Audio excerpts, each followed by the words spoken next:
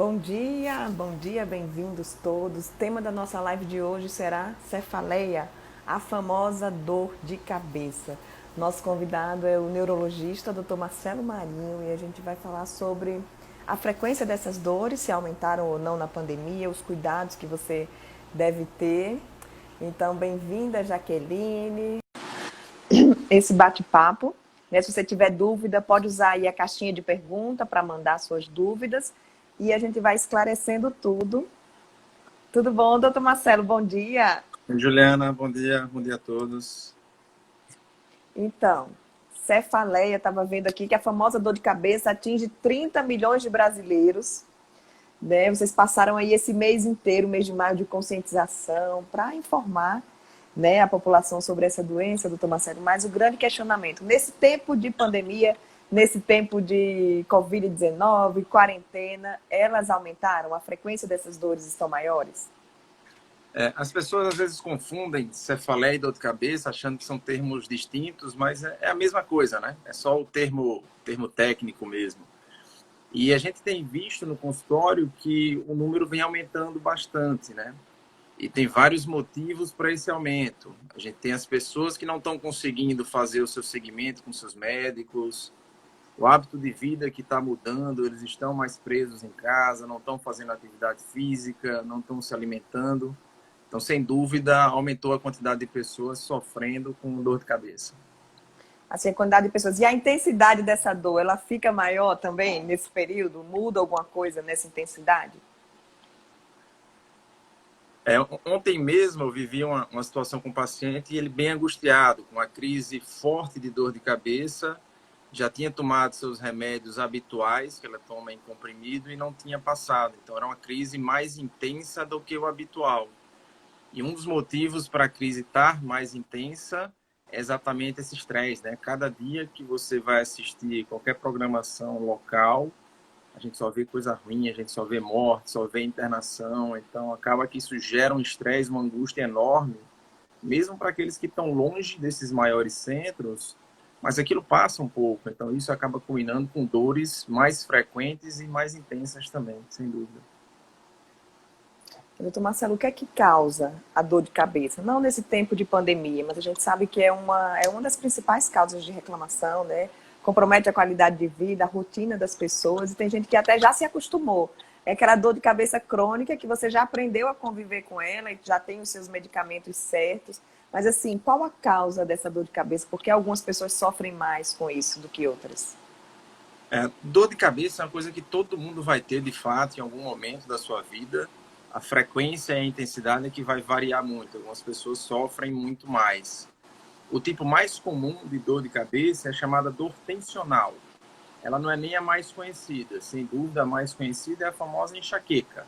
Mas essa dor tensional é aquela dor que a gente sente, por exemplo, ao final de um dia mais estressante, mais puxado, emocionalmente pesado, e fica uma dor em peso dos dois lados da cabeça, mais leve, que a gente toma um analgésico e vida que segue normal. A enxaqueca, que essa é a mais conhecida sem dúvida, é a que leva o paciente para o pronto-socorro, que é um outro tipo de dor de cabeça. Aí na enxaqueca, que a gente tem um componente familiar, pega mais mulheres jovens, a dor é latejando, com enjoo, com vômito, luz e barulho incomodando. Algumas pessoas têm intolerância a cheiros também, não pode sentir um cheiro determinado, já começa com uma dor intensa também. Mas existem outros tipos de dor. O ponto mais positivo, sem dúvida, é que elas não são habitualmente causadas por doenças graves, que é o medo, né? O medo de ter um tumor, o medo de ter um aneurisma. Quem não pergunta isso na consulta foi porque ficou inibido, mas em algum momento teve esse medo durante a vida. Mas ainda bem que na maioria das vezes não é nenhuma doença grave como essa.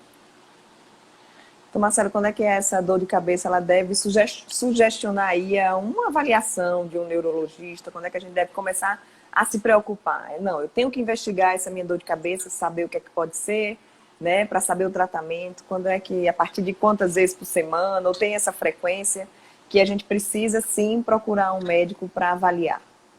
Uhum. São dois pontos principais que devem levar a gente a procurar assistência. A primeira é, será que essa dor pode significar uma doença mais grave, né? E aí existem algumas coisas que a gente sempre pergunta numa consulta. É uma dor de cabeça que a pessoa acorda no meio da noite por causa da dor. É uma dor de cabeça que fica muito forte em poucos segundos. É uma dor de cabeça que vem com a fala enrolada, com a boca torta, com o lado do corpo fraco.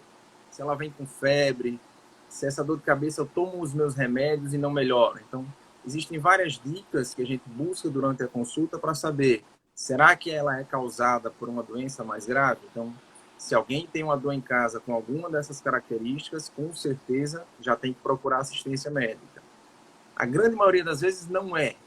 E em não sendo, qual é exatamente esse número mágico de dias de dor que aí eu tenho que ir no médico? Você falou muito bem, Juliana, que grande parte das pessoas convivem com dor e acha que isso é normal, mas não é normal ter dor. Normal é a gente passar a semana toda sem sentir nenhuma dor de cabeça. Então, o número é em torno de 2. Se eu tenho mais de 2 dias por mês de dor de cabeça, eu já tenho que ir procurar um neurologista, porque isso não é normal.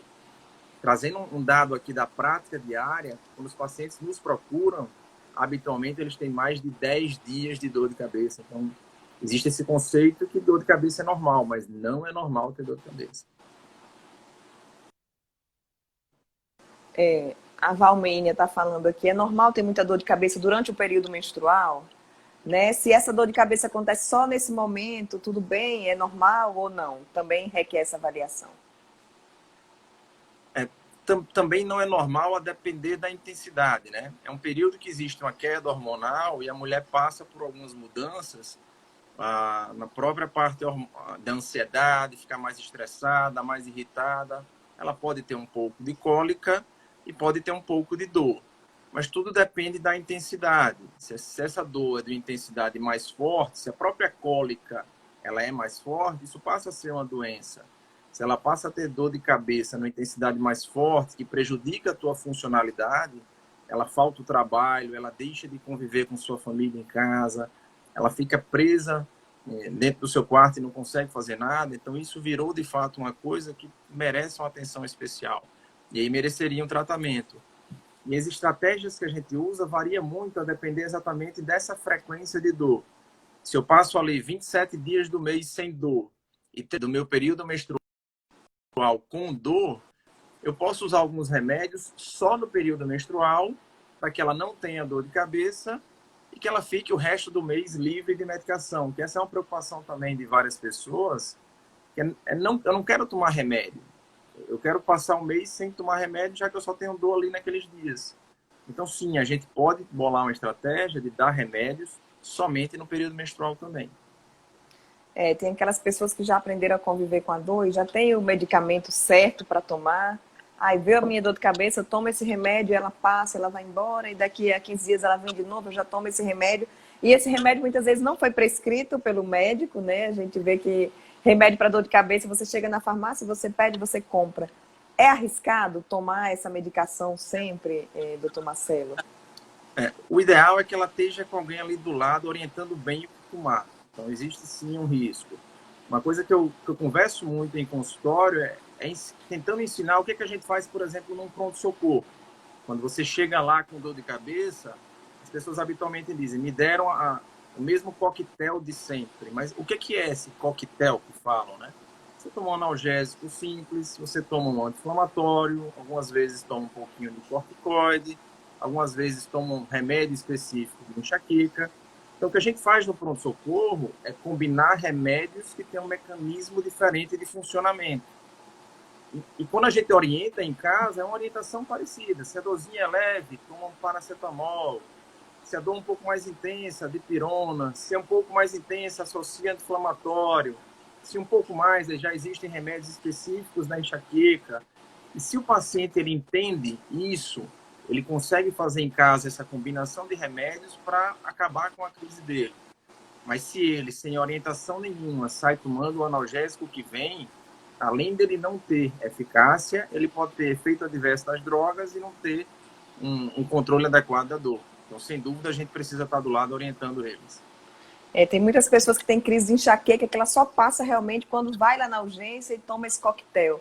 Sendo que nesse tempo de distanciamento social, as pessoas estão com medo de ir ao hospital. Como é que faz, doutor Marcelo, para essa pessoa que sofre muito com enxaqueca e precisa desse atendimento na urgência? Habitualmente é uma coisa que a gente consegue resolver bem em consultório, por duas razões.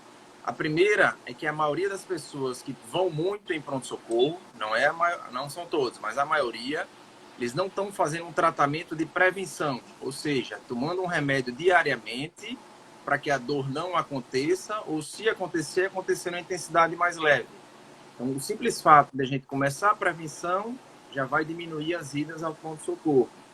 A segunda coisa é que não existe essa opção de só resolve no pronto-socorro, apesar de que a gente escuta isso toda semana. Eu tenho que lhe dar opções do que tomar em casa. E quando a gente orienta essa combinação de analgésicos em casa, a gente consegue evitar a ida ao pronto-socorro em mais de 90% das vezes. Então, o acompanhamento vai diminuir muito a busca pelo pronto-socorro, sem dúvida nenhuma. E é uma coisa que agora é imperativo, né? Assim, todo mundo está com medo de ir ao pronto-socorro. Não é que não possa ir. Até os pronto-socorros estão orientados, eles têm uma ala para Covid e uma ala para doenças não Covid. Então já tem alguma separação, o que é muito bom.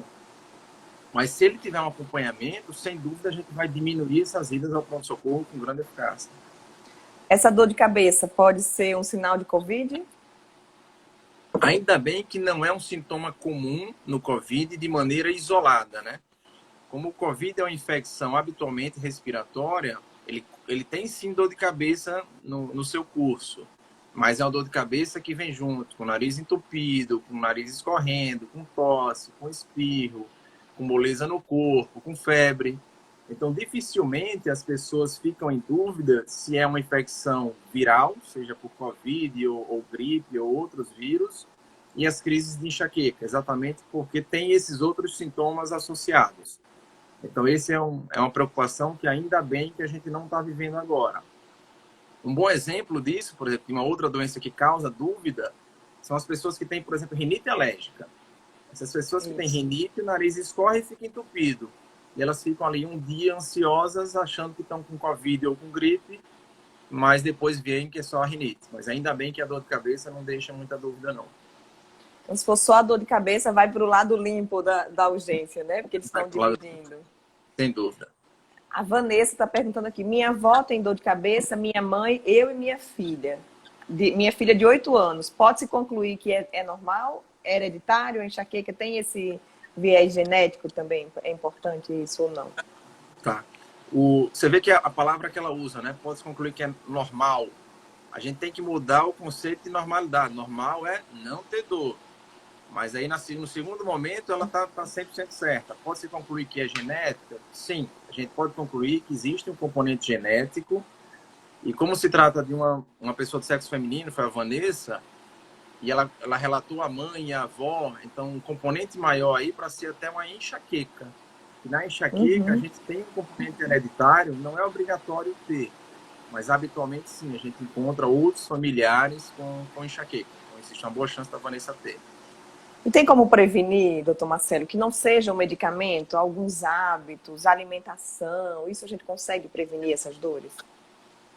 A prevenção da enxaqueca não medicamentosa, ela é um pilar base do tratamento. É uma coisa que na consulta tem sempre que conversar muito, porque esse estilo de vida nosso atual faz com que a gente tenha muito mais dor do que deveria ter.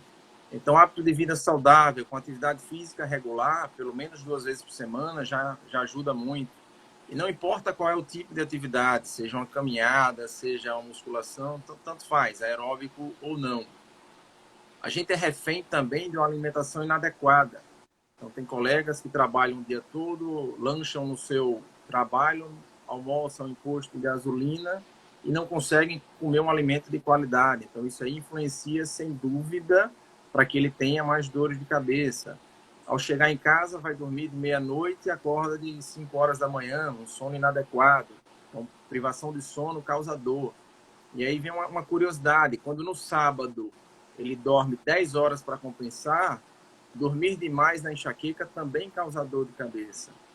Então, acaba que o hábito de vida da gente, a nossa rotina, influencia demais. Eu tive um caso semana passada, de uma colega médica até, que estava mais em casa, está com a nenenzinha, E só por isso aumentou a frequência de dor, exatamente de 1 mês e meio, 2 meses para cá, foi o tempo do Covid. E a gente vendo, ela deixou de fazer atividade física. Retorno foi há 1 mês, melhorou a atividade física, a dor já melhorou 50%. Então, é um poder de melhora gigante só com coisas, com terapias não medicamentosas. Meditação, yoga ajuda também? Qualquer atividade de relaxamento vai ajudar. Então, seja meditação, seja yoga, seja um momento de você ficar lendo algo que te dá um prazer, que te deixa tranquilo, massagem, qualquer dessas terapias vai ajudar bastante. Outras formas não medicamentosas, a acupuntura pode ajudar também. Certo, a gente vê também uma exposição durante essa quarentena, durante esse tempo, uma exposição muito grande às telas, né? As pessoas estão direto no celular, assistindo televisão. Isso aumenta também as chances de desenvolver essa dor de cabeça? Entre os gatilhos para ter dor, isso vai variar muito de pessoa para pessoa. A exposição a telas é possível sim que aumente, mas não é uma regra absoluta. O mais comum dos gatilhos, sem dúvida, vai ser o estresse, a privação do sono e os fatores alimentares. Mas a tela ela pode sim também influenciar, e habitualmente é algo que as pessoas já relatam. Também, voltando aqui para a vida real, semana passada, a professora, que agora não dá mais aula presencial, está dando 100% das aulas dela por vídeo. E ela nota que as horas que ela fica ali gravando os vídeos está impactando na dor de cabeça dela. Então, sem dúvida, é algo para a gente ficar de olho. Acho que cada um tem que observar essa rotina. O Ronaldo, quero até mandar um beijo pro Ronaldo, ele está aqui elogiando os convidados do Viver Bem, olha que coisa boa. O Ronaldo está perguntando se essa dor de cabeça de preocupação, de estresse, é diferente das outras dores de cabeça que são causadas por alguma doença. O mais comum dessa dor de cabeça do estresse é a chamada cefaleia, que cefaleia é sinônimo de dor de cabeça, é só um termo técnico, do tipo tensional, que é diferente da enxaqueca. Então, essa dor do estresse, ela é mais comumente dos dois lados da cabeça, é uma dor mais apertando ou uma pressão. Não costuma ter enjoo, nem vômito, nem intolerância à luz ou barulho. É uma dor mais leve, mas que ela incomoda. Então, você continua fazendo sua atividade, mas ela está sempre ali na sua cabeça, te mostrando que tem algo incomodando. E você vai levando até que você toma um analgésico. Aí tudo depende do teu grau de estresse, Juliana. Se foi uma coisa pontual Sim. daquele dia, talvez depois de uma semana, depois de 10 dias, é que a gente sinta isso de novo. Se é um estresse que a pessoa está vivendo diariamente, essa dor vai começar a se cronificar e virar um problema para ele. E aí, nesse momento, os analgésicos já não vão mais responder. E ele vai precisar de um tratamento bem específico mesmo. A Andresa Barreto, doutor Marcelo, sofro com enxaqueca há mais de 15 anos, já fiz inúmeros tratamentos preventivos e não obtive êxito. Acordo todos os dias com dor. E por conta disso, antes de dormir, ela já toma essa medicação. Tá. O que é importante a gente ver, por exemplo, no caso como o da Andresa, a gente tem que analisar todos os tratamentos que ela fez. Porque o que é comum? Quando a gente está com dor, o que a gente quer é tomar um analgésico e que essa dor melhore imediatamente. Mas no tratamento de prevenção, a gente começa um remédio e ele vai ter eficácia com 30 dias, com 40 dias. Então, a dor vai diminuindo gradualmente a sua intensidade e a sua frequência. Se não melhorou com essa primeira dose, a gente ajusta. E precisa de um segmento bem regular, cada 30, 40 dias, passando em novas consultas. O que é mais comum e é natural? As pessoas se decepcionam porque em 10 dias, em 15 dias, não teve o resultado. Mas, na verdade, foi a expectativa que não foi bem trabalhada. Então, a gente, na consulta, tem essa responsabilidade de dizer para a Andresa que eu vou te acompanhar durante todo esse processo, não vai ser fácil, mas que a gente vai vencer a dor de cabeça. Mas isso aí vai demorar um pouquinho. E, nesse meio tempo, eu tenho que oferecer para a Andresa algumas possibilidades. 15 anos já é muito tempo, né? Então, assim, é importante esse engajamento nesse tratamento e a persistência. Né? Às vezes, quanto tempo, doutor Marcelo, você acha que seguindo rigorosamente esse tratamento, vendo que faz efeito ou não, quanto tempo ela conseguiria esse alívio? Um período mínimo de um tratamento de dor de cabeça é em torno de 6 meses, para você começar a ter resultados mais robustos, né? Mas não quer dizer que você não tenha resultado antes.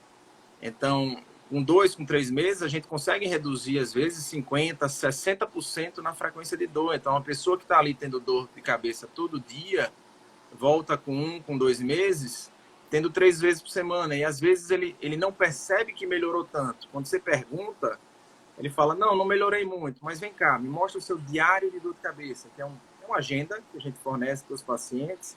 Eles anotam os dias que tiveram dor, se foi forte, se não foi. Então, eu consigo objetivamente mostrar a eles que ele reduziu em 50% já a dor de cabeça.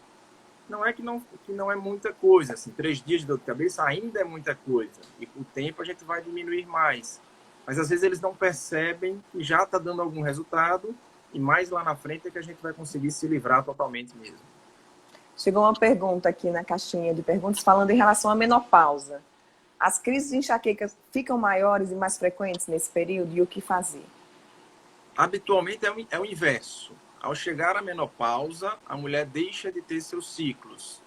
E ao deixar de ter os ciclos, ela não tem aquela queda hormonal que todos os meses acontece e que é um gatilho fortíssimo para as dores de cabeça. Então, a história mais comum é ela sofrer de enxaqueca um longo período e ao chegar na menopausa, ela ter uma melhora. Mas lembrar, o fato de ser mais comum também não é uma regra, porque tem várias mulheres que o gatilho da enxaqueca não é o fator hormonal. Então, se o fator hormonal não é o maior gatilho, quando ela passar para a menopausa, também ela não vai ter uma melhora. Mas pelo menos é algo que a gente espera que na maioria melhore. Talvez o caso que mandaram fosse esse que não se enquadra na maioria das mulheres. Você pergunta que dor de cabeça pode ser sinal que a minha pressão está alta?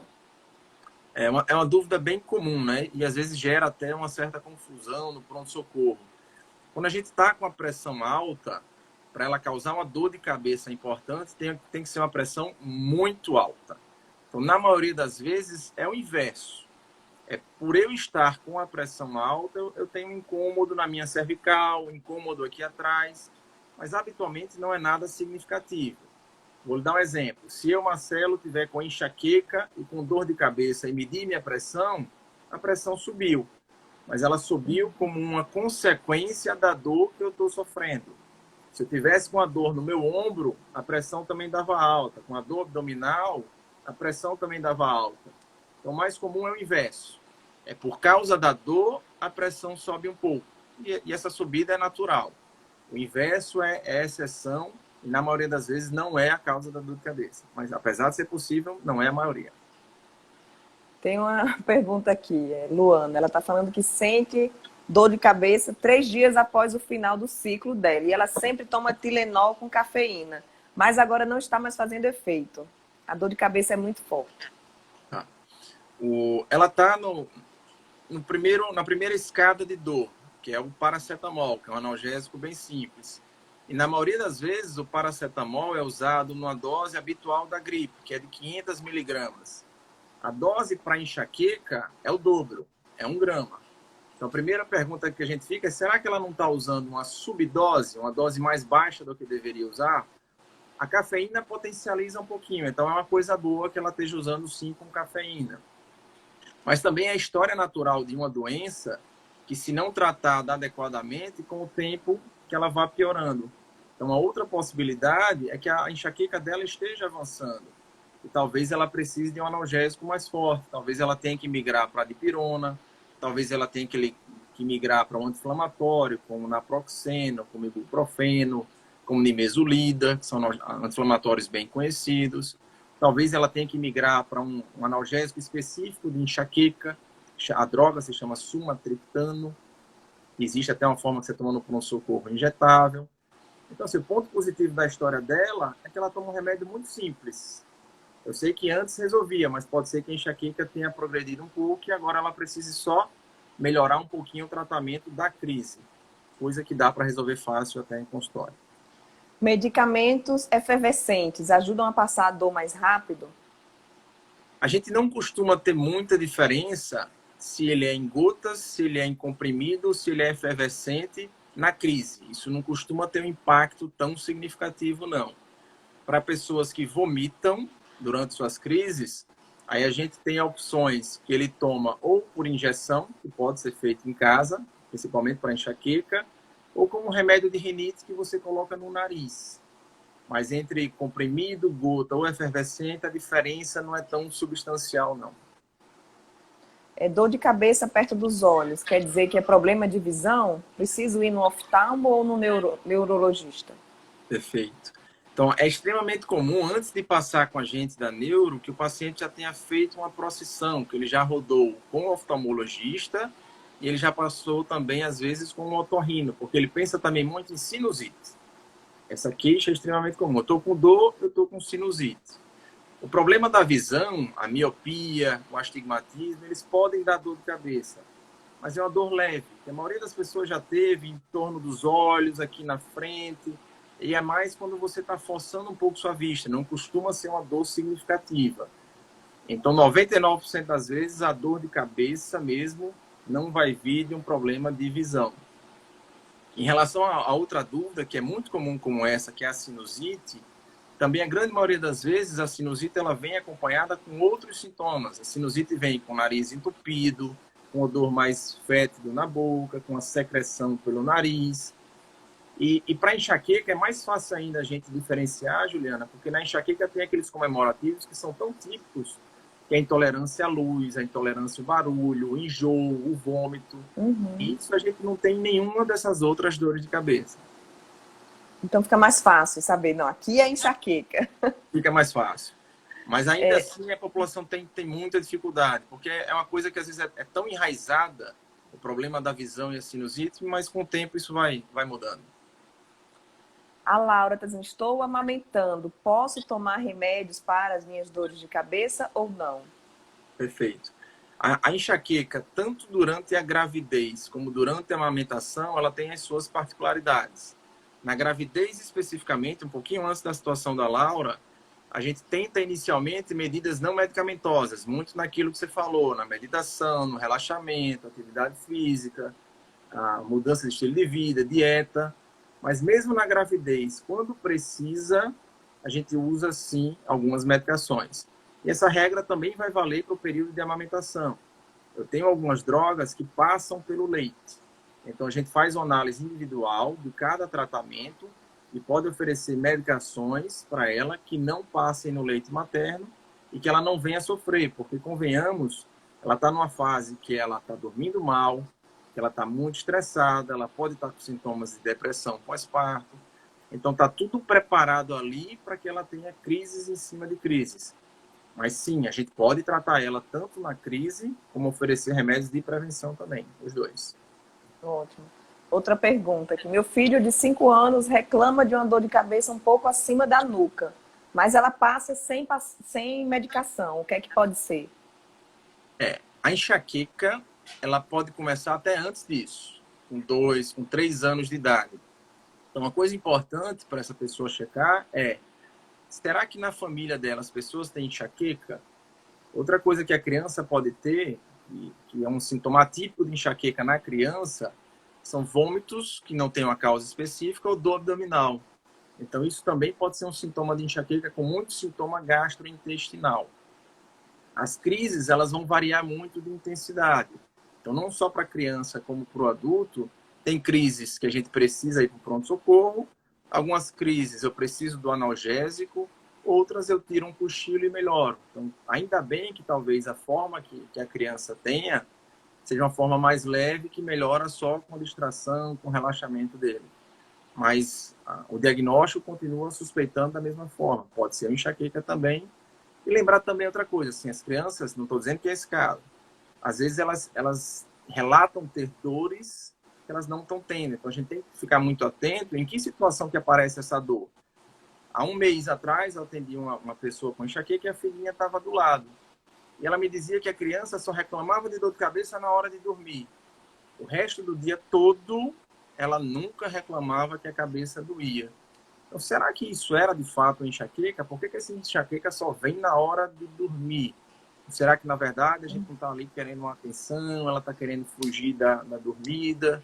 É bem mais complexo avaliar a dor de cabeça em criança, sem dúvida nenhuma. Ó, Sueli, a dor de cabeça em crianças pode ser causada pela visão? A visão é possivelmente causadora, principalmente porque, assim, nas crianças, elas não costumam reclamar que não estão enxergando bem. É a gente que percebe porque eles estão lá pertinho da televisão, por exemplo.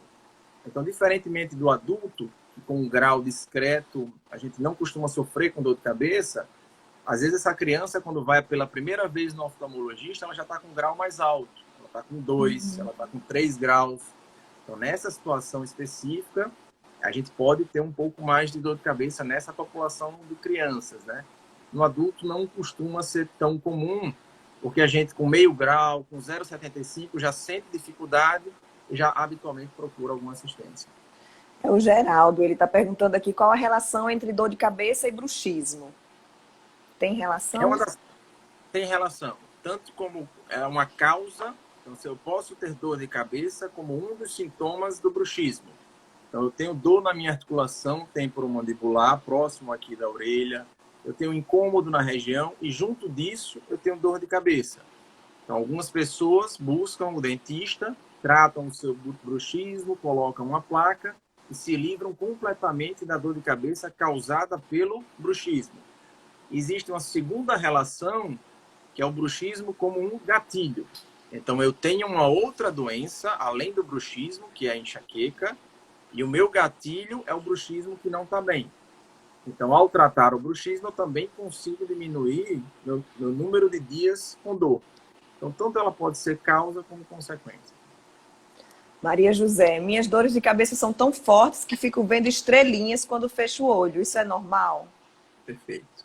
Então, assim, na enxaqueca, a gente tem 2 tipos de enxaqueca. A enxaqueca com aura e a enxaqueca sem aura.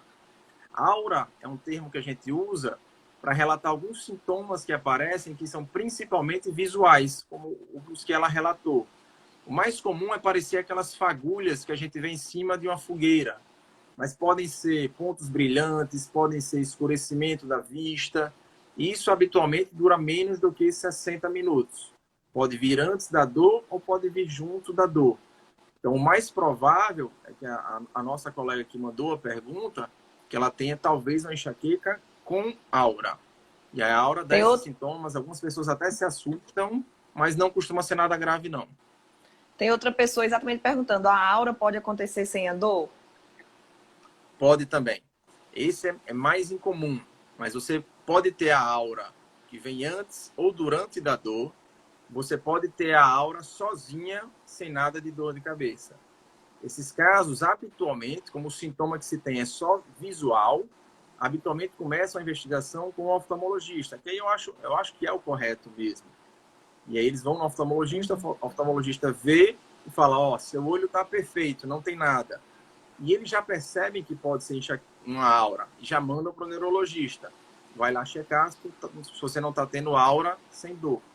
O mais comum é ter aura sem dor e também tem aura com dor. Nesses casos é um pouco mais fácil de associar. Mas existem pessoas que só têm aura e 0 de dor de cabeça em nenhum momento. Tem mais uma pergunta aqui, doutor Marcelo, que o senhor até já respondeu, que é com relação ao excesso de trabalho online. Pode aumentar a dor de cabeça? E o que fazer para amenizar isso? Quem está ficando muito tempo no computador, o que é que pode fazer para amenizar esses efeitos negativos? Existem algumas opções que você coloca no seu dispositivo celular. Se for um celular, por exemplo, você diminuir essa incidência de luz. O brilho da tela pode influenciar. Semana passada, eu tive que recomendar a compra de algum dispositivo, porque era uma paciente que estava usando o iPad próximo da sua vista para poder estudar. O colégio dela agora está 100% online. Isso estava causando dor. Só que quando ela assistia a aula na TV distante, ela não tinha. Só que a TV era da sala, a família toda estava usando. Então, para resolver o problema dela, teve que comprar algum dispositivo para transformar a TV dela no Smart TV e distanciar a tela.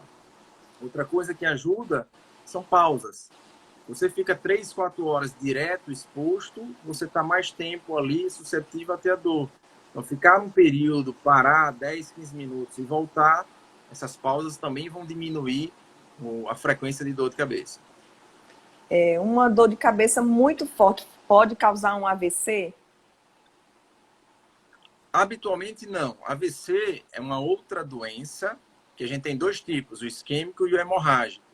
E o mais comum nesses casos é a gente ficar com a boca torta, com a fala enrolada, com o lado do corpo paralisado. Então, os sintomas do AVC, apesar de que dor de cabeça também pode fazer parte, mas junto desse contexto, a gente não costuma ter dor de cabeça como causadora. Mas essa pergunta, acho que é bem interessante, que é para a gente pensar. O que é que o paciente tem medo quando está com dor? Ele tem medo de ter um AVC, ele tem medo de estar com aneurisma na cabeça e ele tem medo de também ter um tumor. Então, é uma coisa que a gente sempre tem que examinar o paciente bem e mostrar para ele que não é essas doenças. E mostrando para ele que não é isso, ele relaxa, e só esse relaxamento, essa diminuição do medo, já ajuda também no tratamento. A pessoa que falou da aura, ela mandou outra pergunta. Diz que é Mona, deve ser sua paciente. Eu citei até a filha dela agora. Foi? Esse caso da tela foi exatamente o caso da filha dela. Olha aí, ela está falando aqui. Minha pálpebra baixa visivelmente antes de uma crise. Posso entender como a aura? Não é o tipo mais comum de aura a gente ter a pálpebra baixando. Esse é um sintoma que acontece também em outros tipos de dor de cabeça, que é até um tipo menos conhecido, que chama dor de cabeça em salvas. E esse tipo de dor, mas é bem raro. Você pode ter a pálpebra caindo, o olho vermelho, o nariz entupido só de um dos lados. Mas isso a gente vê 3 casos por ano, é uma coisa bem rara mesmo. Existem outros tipos de aura que não só a visão. Então, dormência só de um lado do corpo, e é um pouco mais raro a aura com fraquezas. Seja a fraqueza de uma pálpebra, de um rosto ou de um braço. Mas é possível também, mas é menos comum. Aí é bom essa avaliação, né, doutor Marcelo? É bom uma avaliação com o médico para entender tudo. Exato, porque qualquer um sintoma desse atípico, isso vai levantar uma suspeita na cabeça do paciente de ser algo grave. Enquanto ela não estiver tranquila, que o que ela tem é a enxaqueca, e não é um tumor, não é um aneurisma, ela não está em risco de um AVC, a gente nunca vai ter sucesso no tratamento. E é por isso que em alguns casos, além da conversa, além do exame, os exames complementares, como a tomografia e a ressonância, ajudam. Então, depois que se faz o exame, em alguns casos, o grau de relaxamento é muito maior, esse medo vai todo embora, e aí começa o tratamento a fluir mais tranquilamente. Pergunta sobre alimentação. Doutor Marcelo, você falou que a cafeína ajuda a combater a dor de cabeça. Eu sinto que quando eu tomo café, eu fico com dor de cabeça. Isso pode acontecer? Pode. No remédio, a cafeína, naquela quantidade pequena, ela potencializa a ação do analgésico. Então, enquanto o remédio é uma situação. A cafeína que a gente ingere, a gente tem um limite, para não prejudicar para a dor de cabeça. São 2 cafezinhos curtos, do comercial. Não é aquele café da xícara grande que a gente toma, ou daquele copão que muitas pessoas tomam várias vezes por dia. Então, se a cafeína é ingerida em pequena quantidade, que a grande maioria das pessoas não toma em pequena quantidade, não costuma ser nociva. Quando toma a mais, é ruim. E também, esse mesmo exemplo, no dia que ela deixa de tomar, ela também tem dor, porque ela faz a abstinência da cafeína. O que é que a gente precisa para ela? Precisa reduzir gradualmente a quantidade de cafeína que ela toma até essas 2 doses comerciais, que é o cafezinho curto mesmo. E nessa quantidade ela não vai ter problema. A mais sim, e no dia que ela está tomando a mais, que para de tomar, ela faz abstinência também. Posso fazer exercício com essa crise de enxaqueca ou é melhor esperar a dor passar? A atividade física, quando a gente avalia em relação à prevenção, é indiscutível. Temos que ter hábitos de atividade física regular. Mas na hora exata que você está sofrendo com dor, provavelmente não vai ser bom. Provavelmente essa atividade não vai ter um desempenho satisfatório e a sua dor pode até aumentar na hora da dor. Então, se a gente tem ali 7 dias por semana, e o que a gente exige é no mínimo 2 dias, dá para a gente colocar essa atividade física no momento que ela esteja sem dor de cabeça, para ter um bom desempenho e também para essa dor não ser intensificada naquela hora. Mas isso é muito subjetivo. Tem alguns pacientes que relatam que estão começando a crise e quando vai para a academia sente que melhora. Então, eu acho que o bom senso vai reinar muito nessa situação. Então, se você sente que a dor, que a atividade física te faz melhorar, sem problema. Se você sente que quando está com um pouquinho de dor, que vai para a atividade física piore, evite a atividade nesse momento exatamente. Mas no resto da semana dá para compensar. Após treinos muito intensos, eu fico com dor de cabeça. Isso é normal? Não, normal é não ter dor de cabeça. Então a gente pode ter, para esse caso, será que isso é decorrente só do treino intenso? Será que ela não está passando um pouquinho mais e o corpo dela está dizendo que não está tolerando a atividade física nessa intensidade? Então talvez ela tenha que recuar um pouco para depois progredir. E ainda nesse assunto, existem outros tipos de dores de cabeça bem específicos de atividade física. Tem dores que só vêm quando a frequência cardíaca sobe muito. Tem dores de cabeça relacionadas só com ato sexual. Tem dor de cabeça relacionada com alimento gelado demais. Talvez você já tenha tido aquela dor quando tomou um sorvete gelado. Muito gelado, isso. Congela o cérebro e dói tudo. Então, existem vários outros tipos de dor de cabeça, além dessas que a gente conversa muito no dia a dia.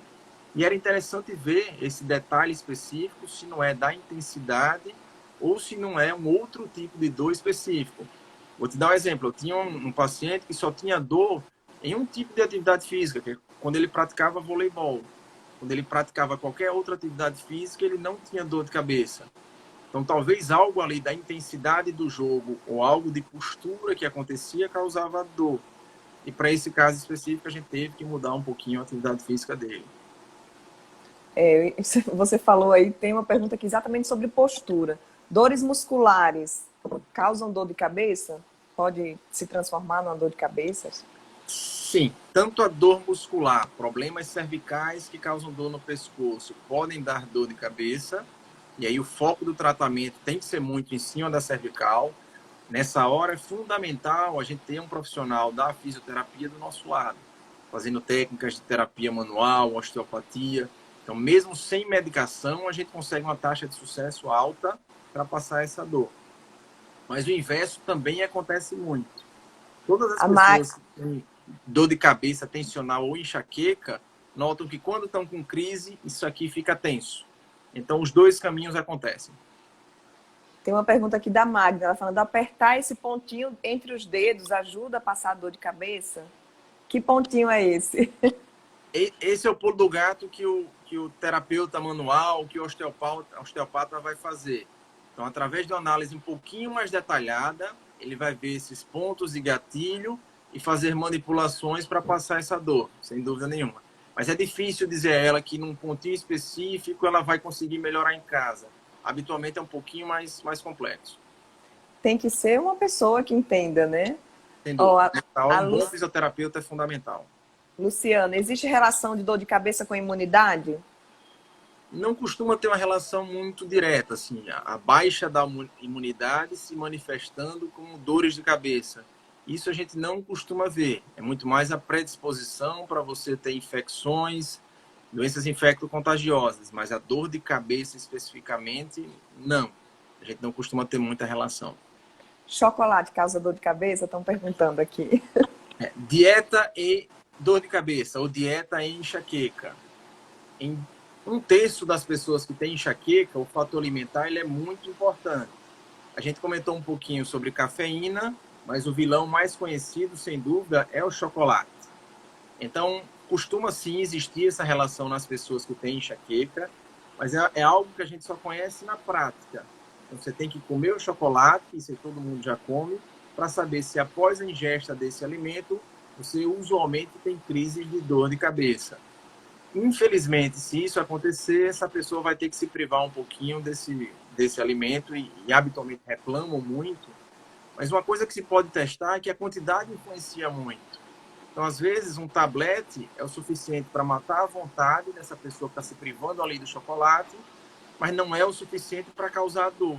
Então, tem que encontrar esse ponto de equilíbrio que dê o prazer para essas mulheres que habitualmente gostam tanto do chocolate, mas que não cause suas crises de enxaqueca. A Patrícia está falando aqui, eu tenho que comer chocolate todo dia, a dor de cabeça vem se eu não como. Pode ser abstinência? Não, a abstinência do chocolate não é uma causa comum para a gente ter a dor de cabeça. E o mais comum é o inverso, é o chocolate como o vilão mesmo da dor de cabeça. Aí teria que ver alguns detalhes a mais na vida da Patrícia para ver o quanto que esse chocolate está influenciando. E outra coisa que influencia é a qualidade do chocolate também. Se você come um chocolate com uma porcentagem um pouquinho maior, você tem uma chance menor de ficar exposta às crises do que aquele chocolate ao leite tradicional. Então dá para variar também no tipo do chocolate. É a mesma coisa que a gente vê sobre, por exemplo, com bebidas alcoólicas. Não quer dizer que todos os tipos de bebidas alcoólicas vão causar crises. Tem pessoas que têm crise só com vinho, mas que quando tomam um destilado ou quando tomam uma cerveja, isso em quantidades normais a moderadas, não tem suas crises. Então é interessante que tenha um fator alimentar que vá se testando. Tem que ir se testando e vendo a qualidade do alimento, o tipo do alimento e a quantidade. Isso influencia demais. A Débora está falando que a fritura para ela é um gatilho para dor de cabeça. Entre os outros gatilhos alimentares, a gente tem as comidas um pouquinho mais oleosas, as frituras, a gente tem as frutas cítricas, algumas castanhas. Mas talvez seja a pergunta mais comum, Juliana, na consulta da enxaqueca, que é: qual é a dieta da enxaqueca? A resposta é que não existe uma dieta de enxaqueca. Isso aqui é muito detalhado de pessoa a pessoa. Tem alguns que comem uma barra de chocolate e não sentem absolutamente nada. Tem outros que sentem o cheiro do chocolate e já causam uma grande crise. Então, qual que é a conduta correta? A conduta correta é a gente conversar, expor todos esses alimentos que são potenciais causadores e cada um vai se analisar em casa. Então, eles vendo se o chocolate causa ou não, retira o chocolate. Se ele observar que o chocolate não influencia nas suas dores, não tem por que ele tirar o chocolate da sua dieta. Mas, às vezes, a gente quer uma dieta mais pré-pronta e isso, infelizmente, não existe. É tudo individualizado. Maria Luísa falando: fiz um detox. Nos primeiros dias senti muita dor de cabeça, mas depois passou e me senti ótima. Por que isso aconteceu? Tem que avaliar bem exatamente essa conduta individualizada da Maria Luísa. O que é que ela teve inicialmente que se privou e isso causou dor? E num segundo momento, o que é que ela tirou da vida dela que ao ser tirado fez com que ela não tivesse mais dor de cabeça? Então, talvez ela tenha feito abstinência de alguma coisa. Por exemplo, será que ela não tomava café em excesso? E ao tirar esse café, não foi exatamente o detox que inicialmente fez com que ela tivesse dor? Mas num segundo momento, como ela tirou tantas outras coisas ruins da dieta dela, ela deixou de ter a dor de cabeça. Então, é difícil dizer exatamente o que foi, mas provavelmente inicial, abstinência de algo. No segundo momento, por ter tirado algo ruim, aí foi bom para ela. Luciana falando aqui: dor de cabeça de ressaca se deve mais pela falta de hidratação ou pela bebida que a pessoa tomou, pelo exagero? Então, são as duas coisas. A gente tem um componente de fatores que acontecem na ressaca para combinar com a dor. Primeiro, assim, o álcool, ele é metabolizado no fígado. E quando você ingere muita bebida alcoólica, o fígado não consegue dar conta desse álcool e aí você fica com algumas substâncias no teu corpo que causam dor de cabeça. A gente não consegue metabolizar direito a glicose e causa quedas da glicose que também podem influenciar em dor de cabeça. E o álcool tem um terceiro componente que ele faz a gente fazer muito xixi, urinar bastante. E isso causa desidratação, que também causa dor de cabeça. É por isso que as pessoas relatam, para evitar a ressaca, além de ingerir uma quantidade menor de álcool, você estar comendo para não ter a hipoglicemia e estar sempre ali se hidratando para não ter desidratação. Então é isso que vai fazer com que não ocorra dor de cabeça. Quando a gente toma aqueles remédios antes de dormir, na verdade aqueles remédios já são o analgésico. Ali é uma combinação de analgésico com remédio de vômito. Então você já está tratando a ressaca que vai acontecer. Então acaba sofrendo um pouquinho menos. Mas o ideal é comer enquanto bebe e ingerir bastante líquido também. A Débora está falando: dores de cabeça ao acordar pela manhã. Está relacionado ao que comeu? Enxaqueca? Né? Não é o mais comum. A gente tem que avaliar bem a postura do sono. Então, voltando novamente para a cervical, será que o colchão da Débora está adequado? Será que o travesseiro dela está adequado? Então, às vezes, só alguma mudança do padrão de sono dela pode ser isso. Uma segunda coisa para ser vista é: será que ela não tem uma doença do sono? Será que a Débora não ronca e ela tem uma doença que se chama apneia do sono? Então, isso poderia causar dor de cabeça. Uma terceira coisa que acontece, isso é para os fumantes: a pessoa fuma muito ao longo do dia, às vezes fuma até de noite, e durante 10 horas que está dormindo não fuma. Então, de manhã, ele faz uma abstinência do cigarro. E isso causa dor de cabeça também. Mas a Ó, enxaqueca ela pode acontecer em qualquer horário. Manhã, tarde, noite, não tem regra. Mas não é o comum dela ser só pela manhã. Pela manhã é mais algo relacionado com alguma coisa do sono. certo, Flávia Freire, jornalista. Um beijo, Flavinha. Ó. Tenho dor de cabeça todos os dias nesse momento de distanciamento social. Venho tratando estafa, depressão com ansiolíticos, mas mesmo assim não tenho dormido bem, o que aumentam as dores ainda mais. Essa falta de sono deve estar aí na principal, né, das causas dessa dor de cabeça dela. Influencia demais. E a privação do sono é um gatilho importantíssimo e a gente tem que entender que ele faz parte dessa doença. O distúrbio do sono é um dos sintomas da ansiedade. Então, levanta agora uma pergunta. Será que, apesar de estar usando um ansiolítico, o tratamento está 100% adequado agora? A gente teve um momento, está vivendo um momento de isolamento social, de estresse. Então, talvez, várias das pessoas que fazem tratamento para ansiedade, como o estresse aumentou, o remédio vai ter que temporariamente aumentar também. Além das atividades não medicamentosas. Então, será que ela está conseguindo em casa fazer a atividade física dela? O que ela está fazendo em casa para relaxar? Então, tem várias questões aí que a gente tem que tratar em cima da ansiedade para não ter a dor de cabeça. Se eu focar só na dor, eu não resolvo, eu tenho que ir em cima da ansiedade. Geralmente quem tem essa dor crônica, o corpo pede por essa rotina, né, doutor Marcelo? E essa quebra exatamente que eu acho que deve estar aí causando essas dores em tanta gente nesse tempo. Sem dúvida, sem dúvida. Caminhada ajuda, caminhada, exercício físico, isso aí a gente já falou, na prevenção da enxaqueca, ajuda sim, né, doutor Marcelo? Sem dúvida, seja uma caminhada, seja corrida, seja musculação, qualquer coisa. Então, qualquer atividade física, desde que seja regular, influencia. E é interessante, a Flávia está respondendo aí novamente, ela está trabalhando dobrado, está Menino trabalhando em casa. mais em casa e exercício zero. Então, isso aqui é a combinação perfeita para a gente piorar a dor de cabeça, piorar a ansiedade. Mas isso não é só ela. Isso aqui, todo mundo está vivendo um pouquinho disso daqui. Mas será que não tem algo que a gente possa fazer? Então, a gente tem que buscar, e hoje em dia, com tanto grupo de WhatsApp, que a gente tem facilidade para tudo, será que não cabe um exercício por aplicativo de 7, de 10 minutos? Talvez dê. Será que não dá para subir as escadas do prédio e fazer uma atividade física?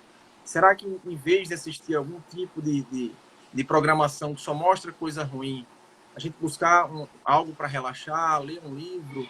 A gente quer saber tudo sobre Covid, tudo sobre coronavírus, mas às vezes a gente tem que desligar um pouquinho disso e lembrar que a gente tem uma outra doença e tem que se preservar um pouquinho. Renata, por favor, fale sobre esquecimento momentâneo. Tem Tá? crises que você tem aquele esquecimento devido a uma dor de cabeça? Não é muito comum. Numa enxaqueca muito intensa, você fica ali sem conseguir falar direito, sem lembrar das coisas, mas não é o habitual. Crises de esquecimento momentâneo e que duram poucos minutos, que popularmente algumas pessoas falam, eu fiquei meio areada. Isso. E costuma vir mais de ansiedade. Ontem mesmo no consultório, a pessoa relatou que estava indo para um local, dirigindo seu carro, no meio do caminho, esqueceu para onde é que ia. Rodou ali 2 minutos, depois voltou e se lembrou. E isso aí provavelmente é a cabeça da gente que está a mil pensando em outras coisas. E aí a gente se estressa às vezes com alguns fatores que nem percebe tanto assim, mas o fator emocional é que influencia muito mais nas falhas de memória, muito mais. Doutor Marcelo, por que o escuro ajuda a passar a dor de cabeça? Na verdade é o contrário, né? É o claro que é um gatilho para ter a dor. Isso em algumas pessoas. E a segunda coisa que a gente tem que entender é que, habitualmente, para estar no escuro, você está numa cama, deitado e relaxando. Então, será que é só o escuro ou é o fato de você estar ali deitado, tranquila, relaxando, sem menino gritando, sem ver nada estressor? Então, o mais comum é o contrário, é o fato da gente relaxar e, para aqueles que têm o gatilho da luz, tirar o gatilho da luz. Hérnia de disco pode ser uma das causas da enxaqueca? A Senunain está perguntando. O mais comum é o contrário. Então, assim, a hérnia de disco, ela dá dor na coluna, muita dor na coluna. Em casos graves, existe uma dor que se chama de cervicogênica, ou de origem cervical. Mas isso habitualmente a gente tem para quem tem doenças graves de coluna. Nesses casos, de novo, assim, fisioterapeuta, massoterapia, osteopatia, terapia manual, costuma ter um sucesso grande, além de fortalecimento de toda essa musculatura. Então, a gente encaminha sempre para especialistas na área e costuma ajudar. A Miriam de Souza está dizendo aqui que tive enxaqueca durante muitos anos e me curei com acupuntura. Ajuda, ajuda. Costumo mandar alguns pacientes e a gente tem que sentir muito o perfil. Tem pessoas que vêm ávidas por querer um remédio em comprimido e tem outras que me dizem, Marcelo, eu não quero tomar comprimido nenhum. E alguns desses comprimidos são controlados. O que a gente pode fazer? A gente tenta mudança de estilo de vida mais rigorosa, acupuntura, técnicas de relaxamento. Existem alguns trabalhos ainda iniciais com melatonina, mas ainda não tem uma eficácia alta, mas existem opções que a gente pode usar de remédios não controlados para se tentar controlar a enxaqueca, sim. E a acupuntura está dentro de todas essas terapias, sim. E já estamos aí chegando no finalzinho da live. Tem uma pergunta aqui que eu achei interessante, doutor Marcelo. É a Bruna, ela falou do Tilenol com cafeína. Por favor, me diga outros medicamentos, então, para substituir. Aí vem essa questão da automedicação, né? Desse alerta. Vai que tá todo mundo aqui assistindo e todo mundo vai comprar esses medicamentos achando que vai resolver o seu caso. E não é bem assim, né, doutor Marcelo?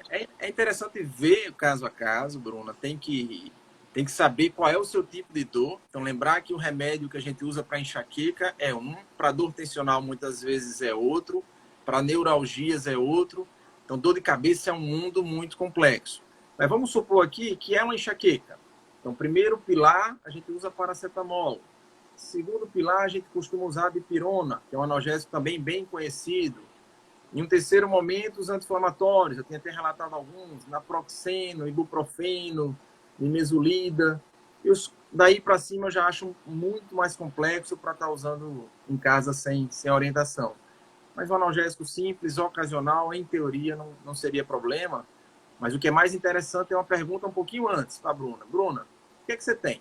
Qual é o seu diagnóstico? Será que é enxaqueca mesmo? Será que a gente não está focando em tratar a crise?